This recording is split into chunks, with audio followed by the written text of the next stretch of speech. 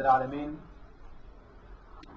الحمد لله نحمده ونستعينه ونستغفره ونعوذ بالله من شرور أنفسنا ومن سيئات أعمالنا من يهده الله فلا مضل له ومن يضلل فلا هادي له ونشهد أن لا إله إلا الله وحده لا شريك له ونشهد أن سيدنا حبيبنا مولانا محمدا عبده ورسوله أرسله بالحق بشيرا ونذيرا وداعيا إلى الله بإذنه وسراجا منيرا. أما بعد، قال الله تبارك وتعالى: أعوذ بالله من الشيطان الرجيم. إن المسلمين والمسلمات والمؤمنين والمؤمنات والقانتين والقانتات والصادقين والصادقات والصابرين والصابرات والخاشعين والخاشعات والمتصدقين والمتصدقات والصائمين والصائمات والحافظين فروجهم والحافظات والذاكرين الله كثيرا والذاكرات أعد الله لهم مغفرة وأجرا عظيما. The brothers and sisters, I have recited from Surah number 33, verse 35. The meaning of the verse that I have recited is a very long verse.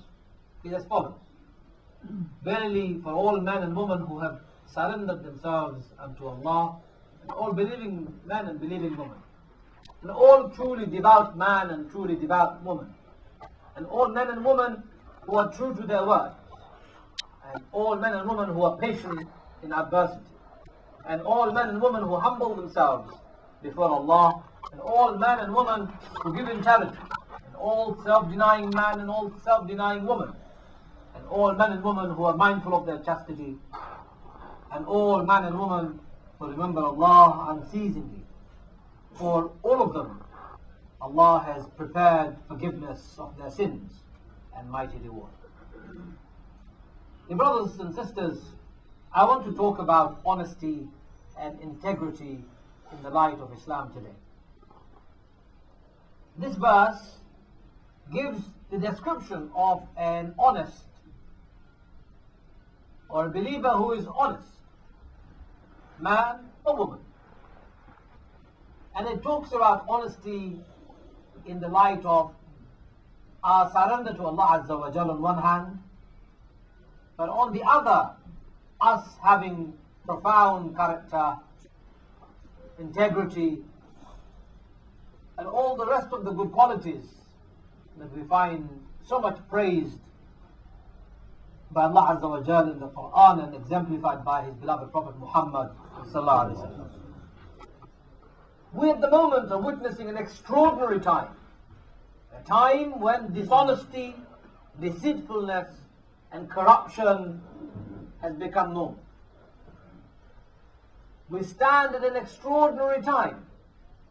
For not long ago, we saw the world's economy was brought to its knees by a handful of greedy, selfish, deceitful individuals, bankers and economists. And we are still suffering because of their greed and their deceitfulness. Unfortunately, they were not the only one. A handful of them who were rich were deceitful, greedy. But the majority of the rest of us who were poor were spending money that we never had, using credit cards, borrowing money from banks, etc., etc. Extraordinary time. For dishonesty and corruption has become normal today in this world. We watch right in front of our eyes the political institutions that used to be the hallmark of democracy, quote unquote, transparency and accountability, melt away, wither away right in front of our eyes as one after another, MP upon MP, their expenses are being exposed and the anomalies on their expenses are being exposed by the newspapers.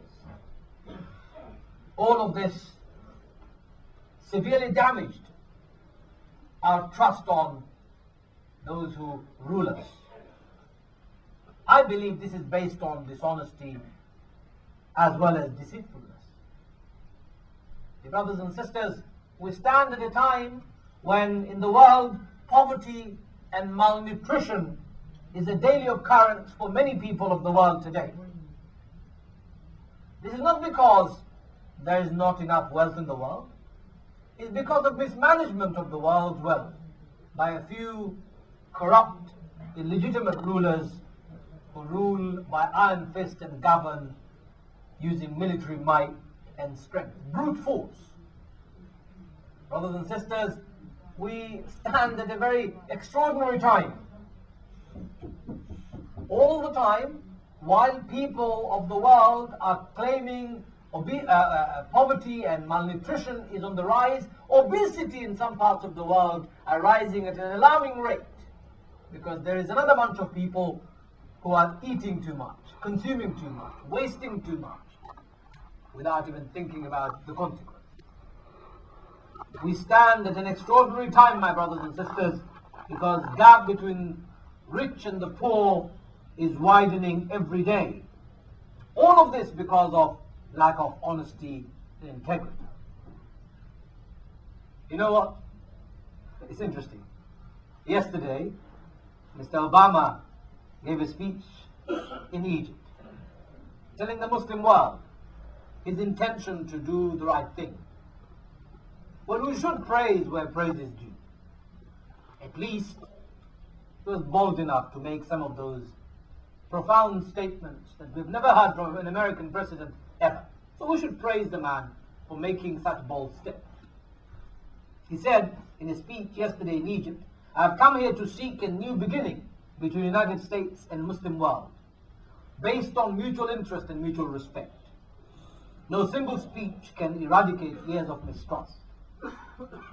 And he said, we should say openly the things we hold in our hearts, and that too often are said only behind closed doors. He was citing the Quran left, right, and center. He was praising and glorifying his own Hussein connection. We should praise the man for his brave, bold statements. But I'm afraid it's not enough. Honesty and integrity, Mr. Obama, requires a lot more than just words. Honesty incorporates the concept of truthfulness as far as we Muslims are concerned. It contains the concept of reliability as far as we're concerned. It contains matching of our thoughts, our words, and our action, and all the relationships that we build. It is more than just accuracy. It is more than just truthfulness. It denotes integrity and moral soundness. Mr. Obama is serious about reaching out to the Muslim world. Integrity and moral soundness is a big problem and in short supply in America today.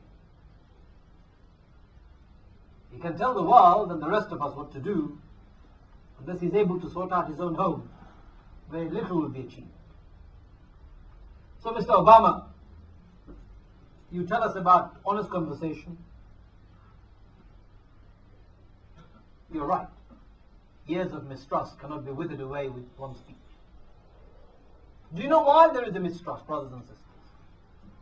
That's because there is a very nice saying of our beloved Prophet ﷺ, where he says, Prophet ﷺ informed us, honesty brings about security and lying fosters doubt.